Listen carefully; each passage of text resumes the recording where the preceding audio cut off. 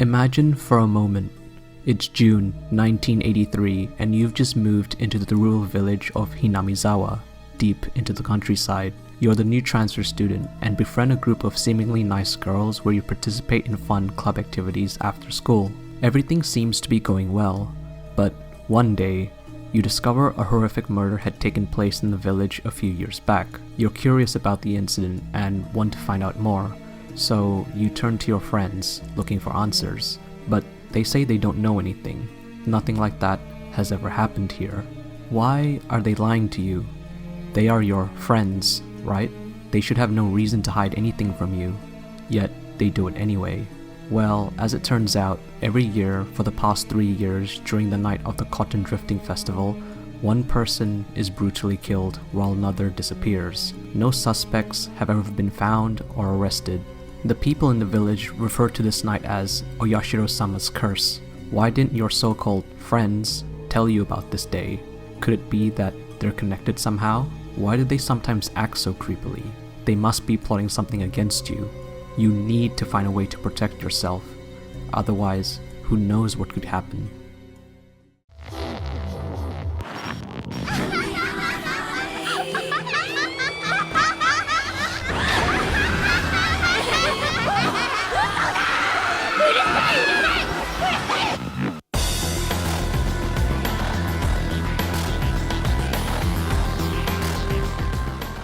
Higurashi no Naku Koro ni, or its English name When the Cicadas Cry, stands as one of the best horror anime that the medium has to offer. I remember first discovering Higurashi in my first year of becoming an anime fan during my high school teenage years, as it was recommended to me as being one of the most goriest psychological horror anime known for its brutal murders. Going into it, I wasn't expecting much apart from being morbidly curious from its apparent shock value that everyone had perpetuated, but what I experienced was so much more than that. General discussions about the show often boil down to a surface level understanding about the actual story. Comments like, it's just cute girls killing each other, or it's purely shock value, often get used as criticisms against the show. However, I'm here to tell you that anyone who thinks that is completely wrong.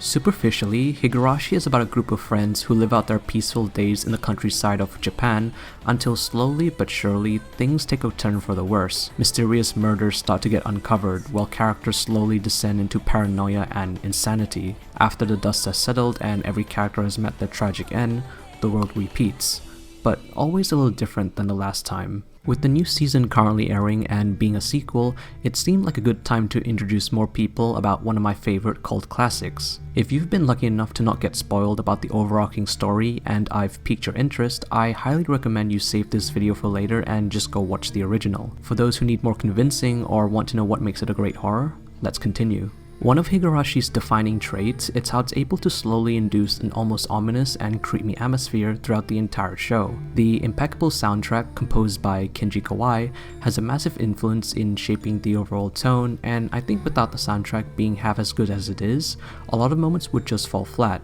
Most of the tracks are slow, somber, and accentuate a feeling of dread looming over the characters. It always keeps the viewer on their toes, never knowing what to truly believe. Now, without overtly spoiling the main story, since I think it's best experienced as blind as possible, I'm just going to be breaking down and analyzing the first arc of the series, Onikakushi Hen. In this arc, the story follows the perspective of Maibara Keiichi, a young boy who had recently moved into the rural village of Hinamizawa. There, he spends his carefree days going to school and attends a club with 4 other girls, 2 of which will only be relevant in this arc. There's the club leader, Shion Sonozaki, who acts a bit tomboyish and is the granddaughter of a very respected family within the village. The other is Rena Ryugu, who seems like your typical cutesy girl and definitely acts like one. Now with the pieces in place, let's begin. The first strange occurrence that Keiichi encounters is while exploring the local garbage dump with Rena, as he has a brief interaction with a freelance photographer named Tomitake. After a few back and forth exchanges, Keiichi jokingly mentions that Rena could be searching for a dismembered corpse that she had chopped up. Without warning, the lighthearted conversation suddenly takes a dark turn when Tomitake replies,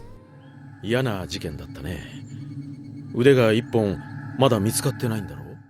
This moment establishes 2 things. Firstly, there was a horrific crime that was committed in the past, and second, everyone in Hinamizawa should have known about it. Keiichi is visibly distraught upon hearing the news, but Tomitake continues the conversation as if nothing had happened. And when he goes back to ask Rena about the past, she gives such a vague, non-answer that almost feels like she's hiding something. The first seed of doubt is placed into Keiichi's mind about who he can really trust, and it's through this slow revealing of information does his mind slowly seep into paranoia and madness. This is what the true horror of Higurashi is about.